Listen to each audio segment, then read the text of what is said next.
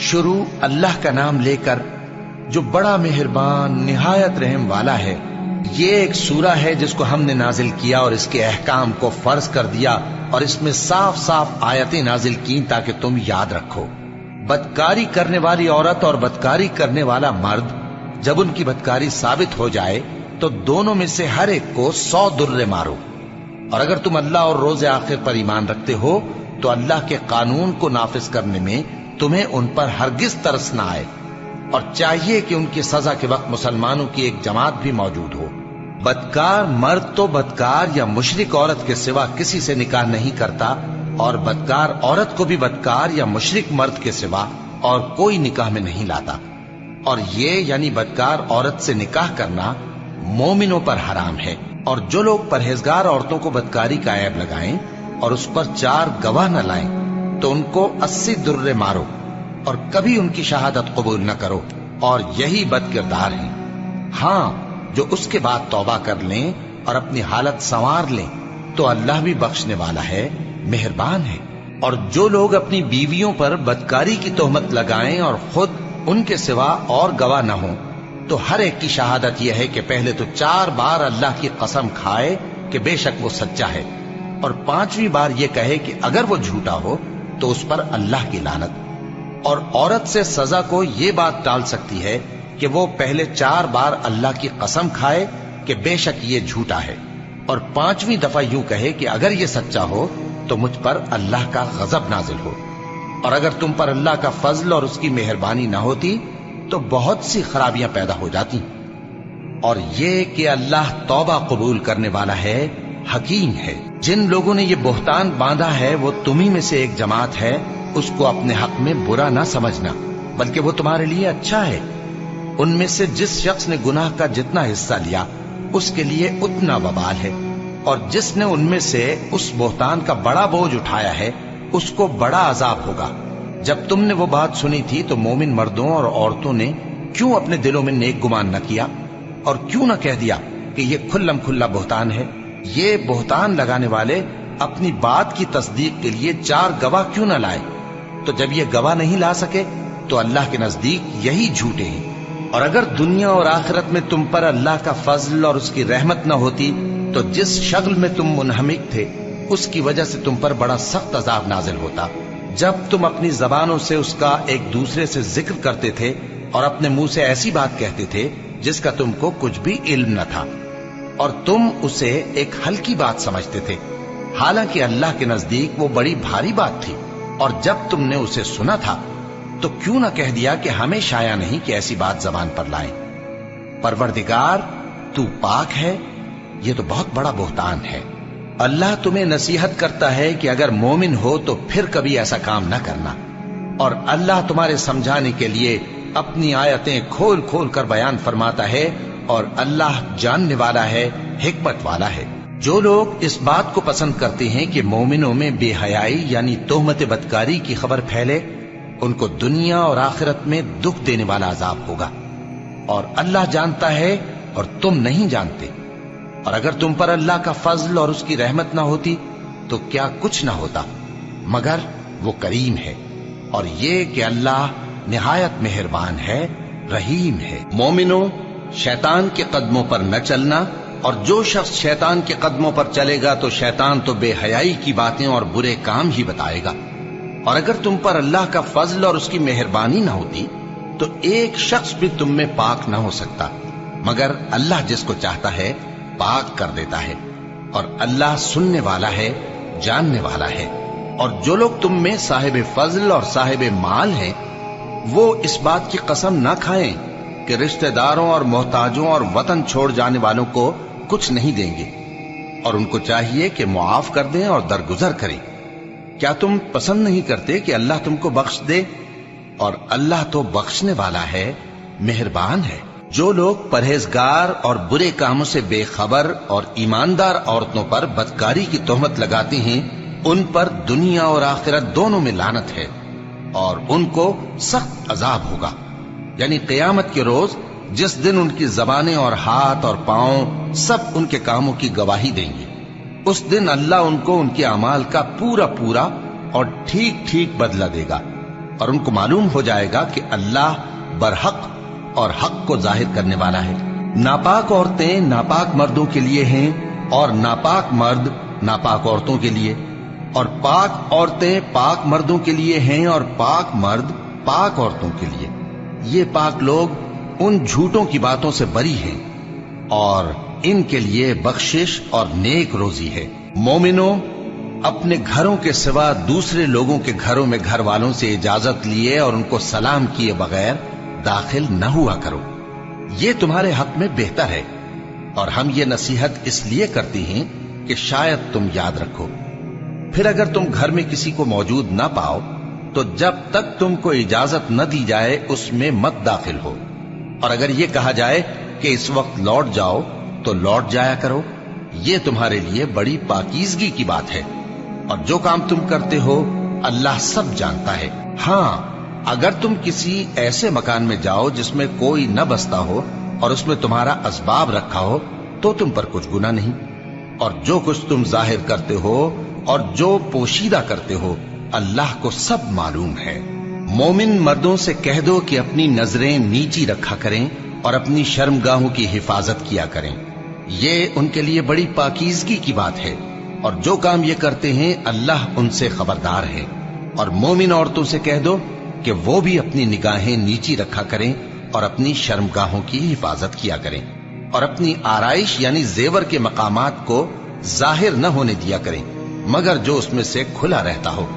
اور اپنے سینوں پر اوڑھنیاں اوڑھے رہا کریں، اور اپنے خاوند اور باپ اور خسر اور بیٹوں اور خاوند کے بیٹوں اور بھائیوں اور بھتیجوں اور بھانجوں اور اپنی جیسی مومن عورتوں اور لونڈی غلاموں کے سوا نیز ان خدام کے جو عورتوں کی خواہش نہ رکھیں، یا ایسے لڑکوں کے جو عورتوں کے پردے کی چیزوں سے واقف نہ ہوں۔ غرض ان لوگوں کے سوا کسی پر اپنی زینت اور سنگھار کے مقامات کو ظاہر نہ ہونے دیں،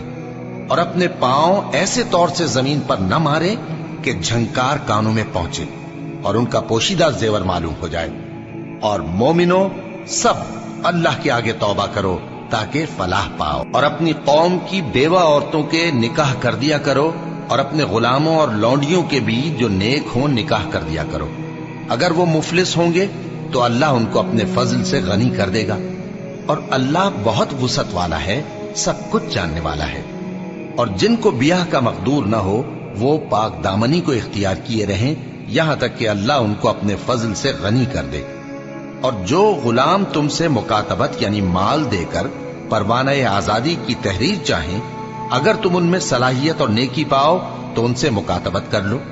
اور اللہ نے جو مال تم کو بخشا ہے اس میں سے ان کو بھی دو۔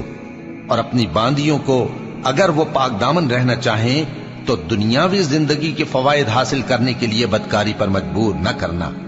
اور جو ان کو مجبور کرے گا تو ان بیچاریوں کے مجبور کیے جانے کے بعد اللہ بخشنے والا ہے، مہربان ہے۔ اور ہم نے تمہاری طرف روشن آیتیں نازل کی ہیں، اور جو لوگ تم سے پہلے گزر چکے ہیں ان کی خبریں اور پرہیزگاروں کے لیے نصیحت۔ اللہ آسمانوں اور زمین کا نور ہے، اس کے نور کی مثال ایسی ہے کہ گویا ایک طاق ہے جس میں ایک چراغ ہے، اور چراغ ایک قندیل میں ہے، اور قندیل ایسی صاف شفاف ہے کہ گویا موتی کا سا چمکتا ہوا تارا ہے۔ اس میں ایک مبارک درخت کا تیل جلایا جاتا ہے یعنی زیتون کا، کہ نہ مشرق کی طرف ہے نہ مغرب کی طرف۔ ایسا معلوم ہوتا ہے کہ اس کا تیل خواہ آگ اسے نہ بھی چھوئے جلنے کو تیار ہے، بڑی روشنی پر روشنی ہو رہی ہے۔ اللہ اپنے نور سے جس کو چاہتا ہے سیدھی راہ دکھاتا ہے، اور اللہ جو مثالیں بیان فرماتا ہے تو لوگوں کے سمجھانے کے لیے، اور اللہ ہر چیز سے واقف ہے۔ وہ قندیل ان گھروں میں ہے جن کے بارے میں اللہ نے ارشاد فرمایا ہے کہ بلند کیے جائیں اور وہاں اللہ کے نام کا ذکر کیا جائے، اور ان میں صبح و شام اس کی تسبیح کرتے ہیں۔ ایسے لوگ جن کو اللہ کے ذکر اور نماز پڑھنے اور زکوٰۃ دینے سے نہ سوداگری غافل کرتی ہے نہ خرید و فروخت، وہ اس دن سے جب دل خوف اور گھبراہٹ کے سبب الٹ جائیں گے اور آنکھیں اوپر چڑھ جائیں گی ڈرتے ہیں، تاکہ اللہ ان کو ان کے اعمال کا بہت اچھا بدلہ دے اور اپنے فضل سے زیادہ بھی عطا فرمائے۔ اور اللہ جس کو چاہتا ہے بے حساب رزق دیتا ہے۔ اور جن لوگوں نے کفر کیا ان کے اعمال کی مثال ایسی ہے جیسے میدان میں ریت کہ پیاسا اسے پانی سمجھے، یہاں تک کہ جب اس کے پاس آئے تو اسے کچھ بھی نہ پائے اور اللہ ہی کو اپنے پاس دیکھے تو وہ اسے اس کا حساب پورا پورا چکا دے، اور اللہ جلد حساب کرنے والا ہے۔ یا ان کے اعمال کی مثال ایسی ہے جیسے گہرے سمندر میں اندھیرے جس پر لہر چڑھی چلی آتی ہو اور اس کے اوپر اور لہر آ رہی ہو اور اس کے اوپر بادل ہو، غرض اندھیرے ہی اندھیرے ہو، ایک پر ایک چھایا ہوا، جب اپنا ہاتھ نکالے تو کچھ نہ دیکھ سکے۔ اور جس کو اللہ روشنی نہ دے اس کو کہیں بھی روشنی نہیں مل سکتی۔ کیا تم نے نہیں دیکھا کہ جو لوگ آسمانوں اور زمین میں ہیں اللہ کی تسبیح کرتے رہتے ہیں، اور پر پھیلائے ہوئے پرندے بھی، اور سب اپنی نماز اور تسبیح کے طریقے سے واقف ہیں، اور جو کچھ وہ کرتے ہیں سب اللہ کو معلوم ہے، اور آسمان اور زمین کی بادشاہی اللہ ہی کے لیے ہے اور اللہ ہی کی طرف لوٹ کر جانا ہے۔ کیا تم نے نہیں دیکھا کہ اللہ ہی بادلوں کو چلاتا ہے، پھر ان کو آپس میں ملا دیتا ہے، پھر ان کو تہ بتہ کر دیتا ہے، پھر تم دیکھتے ہو کہ بادل سے مے نکل کر برس رہا ہے، اور آسمان میں جو اولوں کے پہاڑ ہیں ان سے اولے نازل کرتا ہے، تو جس پر چاہتا ہے اس کو برسا دیتا ہے اور جس سے چاہتا ہے ہٹا رکھتا ہے۔ اور بادل میں جو بجلی ہوتی ہے اس کی چمک آنکھوں کو خیرہ کر کے بینائی کو اچکے لیے جاتی ہے۔ اللہ ہی رات اور دن کو بدلتا رہتا ہے، اہل بصارت کے لیے اس میں بڑی عبرت ہے۔ اور اللہ ہی نے ہر چلنے پھرنے والے جاندار کو پانی سے پیدا کیا، تو ان میں سے بعض ایسے ہیں کہ پیٹ کے بل چلتے ہیں، اور بعض ایسے ہیں جو 2 پاؤں پر چلتے ہیں، اور بعض ایسے ہیں جو 4 پاؤں پر چلتے ہیں۔ اللہ جو چاہتا ہے پیدا کرتا ہے، بے شک اللہ ہر چیز پر قادر ہے۔ ہم ہی نے روشن آیتیں نازل کی ہیں، اور اللہ جس کو چاہتا ہے سیدھے راستے کی طرف ہدایت کرتا ہے۔ اور بعض لوگ کہتے ہیں کہ ہم اللہ پر اور رسول پر ایمان لائے اور ان کا حکم مان لیا، پھر اس کے بعد ان میں سے ایک فریق پھر جاتا ہے، اور یہ لوگ صاحب ایمان ہی نہیں ہیں۔ اور جب ان کو اللہ اور اس کے رسول کی طرف بلایا جاتا ہے تاکہ پیغمبر ان کا قضیہ چکا دیں، تو ان میں سے ایک فریق منہ پھیر لیتا ہے، اور اگر ان کو حق ملتا ہو تو اس کی طرف قبول کر کے چلے آتے ہیں۔ کیا ان کے دلوں میں بیماری ہے، یا یہ شک میں ہیں، یا ان کو یہ خوف ہے کہ اللہ اور اس کا رسول ان پر ظلم کریں گے؟ نہیں، بلکہ یہ خود ہی ظالم ہے۔ مومنوں کی تو یہ بات ہے کہ جب اللہ اور اس کے رسول کی طرف بلائے جائیں تاکہ وہ ان میں فیصلہ کریں تو کہیں کہ ہم نے حکم سن لیا اور مان لیا، اور یہی لوگ فلاح پانے والے ہیں۔ اور جو شخص اللہ اور اس کے رسول کی فرما برداری کرے گا اور اس سے ڈرے گا اور اس کا تقوی اختیار کرے گا تو ایسے ہی لوگ مراد کو پہنچنے والے ہیں۔ اور یہ اللہ کی سخت سخت قسمیں کھاتے ہیں کہ اگر تم ان کو حکم دو تو سب گھروں سے نکل کھڑے ہوں۔ کہہ دو کہ قسمیں مت کھاؤ، پسندیدہ فرما برداری درکار ہے، بے شک اللہ تمہارے سب اعمال سے خبردار ہے۔ کہہ دو کہ اللہ کی فرما برداری کرو اور رسول کے حکم پر چلو، اگر منہ موڑو گے تو رسول پر اس چیز کا ادا کرنا ہے جو ان کے ذمے ہے، اور تم پر اس چیز کا ادا کرنا ہے جو تمہارے ذمے ہے، اور اگر تم ان کے فرمان پر چلو گے تو سیدھا رستہ پالو گے، اور رسول کے ذمے تو صاف صاف پہنچا دینا ہے۔ جو لوگ تم میں سے ایمان لائے اور نیک کام کرتے رہے ان سے اللہ کا وعدہ ہے کہ ان کو ملک کا حاکم بنا دے گا، جیسا ان سے پہلے لوگوں کو حاکم بنایا تھا، اور ان کے دین کو جسے اس نے ان کے لیے پسند کیا ہے مستحکم و پائیدار کرے گا، اور خوف کے بعد ان کو امن بخشے گا۔ وہ میری عبادت کریں گے اور میرے ساتھ کسی چیز کو شریک نہ بنائیں گے، اور جو اس کے بعد کفر کرے تو ایسے ہی لوگ بد کردار ہیں۔ اور نماز پڑھتے رہو اور زکوٰۃ دیتے رہو اور پیغمبر کے فرمان پر چلتے رہو تاکہ تم پر رحمت کی جائے، اور ایسا خیال نہ کرنا کہ کافر لوگ ہم کو زمین میں مغلوب کر دیں گے، ان کا ٹھکانہ دوزخ ہے اور وہ بہت برا ٹھکانہ ہے۔ مومنوں، تمہارے باندی غلام اور جو بچے تم میں سے بلوغ کو نہیں پہنچے 3 دفعہ یعنی 3 اوقات میں تم سے اجازت لیا کریں، ایک تو نماز فجر سے پہلے، اور دوسرے گرمی کی دوپہر کو جب تم کپڑے اتار دیتے ہو، اور تیسرے عشاء کی نماز کے بعد۔ یہ 3 وقت تمہارے پردے کے ہیں، ان کے آگے پیچھے یعنی دوسرے وقتوں میں نہ تم پر کچھ گناہ ہے اور نہ ان پر کہ کام کاج کے لیے ایک دوسرے کے پاس آتے رہتے ہو۔ اس طرح اللہ اپنی آیتیں खोल खोल कर बयान फरमाता है, और अल्लाह बड़ा इल्म वाला है, बड़ा हिकमत वाला है। और जब तुम्हारे लड़के बालिग हो जाएं तो उनको भी उसी तरह इजाजत लेनी चाहिए जिस तरह उनसे अगले यानी बड़े आदमी इजाजत हासिल करते रहे हैं। इस तरह अल्लाह तुमसे अपनी आयतें खोल खोल कर बयान फरमाता है, और अल्लाह जानने वाला है, हिकमत वाला है। और बड़ी उम्र की औरतें जिनको निकाह की तवक्को नहीं रही और वो जायद कपड़े उतारकर सर नंगा कर लिया करें तो उन पर कुछ गुनाह नहीं, बशर्ते कि अपनी जीनत की चीजें न जाहिर करें, और अगर इससे भी बचें तो ये उनके हक में बेहतर है। और अल्लाह सुनता है, जानता है। न तो अंधे पर कुछ गुनाह है, और न लंगड़े पर, और न बीमार पर, और न खुद तुम पर कि अपने घरों से खाना खाओ, या अपने बाप दादा के घरों से, या अपनी माओं के घरों से, या भाइयों के घरों से, या अपनी बहनों के घरों से, या अपने चचाओं के घरों से, या अपनी फूफियों के घरों से, या अपने मामुओं के घरों से, या अपनी खालाओं के घरों से, या उस घर से जिसकी कुंजियां तुम्हारे हाथ में हो, या अपने दोस्तों के घरों से। और इसका भी तुम पर कुछ गुनाह नहीं कि सब मिलकर खाना खाओ या जुदा जुदा। फिर जब घरों में जाया करो तो अपने घर वालों को सलाम किया करो। ये अल्लाह की तरफ से मुबारक और पाकीज़ा तोहफा है।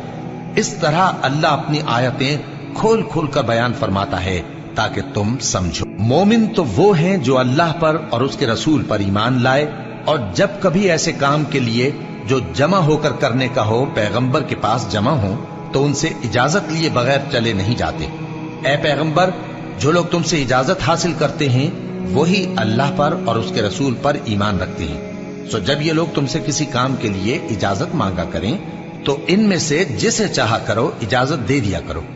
और इनके लिए अल्लाह से बख्शिश मांगा करो। कुछ शक नहीं कि अल्लाह बख्शने वाला है, मेहरबान है। मोमिनो,